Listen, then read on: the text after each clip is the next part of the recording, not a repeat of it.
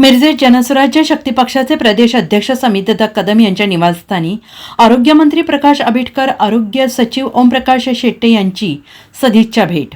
महाराष्ट्राचे आरोग्य आणि कुटुंब कल्याण मंत्री प्रकाश आंबेडकर आणि आरोग्य सचिव ओमप्रकाश शेट्टे हे unique institute of critical care या अद्ययावत अत्याधुनिक 150 बेडचे हॉस्पिटल उद्घाटन प्रसंगी सांगली जिल्ह्याच्या दौऱ्यावर आले असताना त्यांनी आज जनस्वराज्य शक्ती पक्षाचे प्रदेश अध्यक्ष समितदादा कदम यांच्या निवासस्थानी सदिच्छा भेट दिली। यावेळी विधान परिषदेचे आमदार इद्रिसभाई नाईकवाडी, माजी नगराध्यक्ष Balasaheb Kadam, unique institute of critical care संस्थेचे संचालक डॉक्टर शिरीष चव्हाण, डॉक्टर विनोद परमशेट्टी, डॉक्टर रियाज मुजावर यांच्यासह मान्यवरांनी त्यांचे जंगी स्वागत केले। आणि यावेळी जनस्वराज्य शक्ती पक्षाचे ज्येष्ठ नेते महादेव अण्णा कुरणे, शहर जिल्हाध्यक्ष डॉक्टर पंकज म्हेत्रे, योगेश दरवदर यांच्यासह जनस्वराज्य शक्ती पक्षाचे पदाधिकारी कार्यकर्ते उपस्थित होते।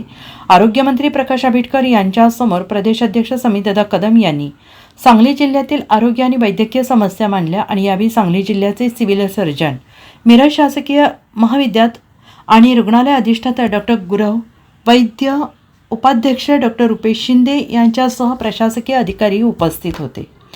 Bureau report SBN Marathi, Miraj.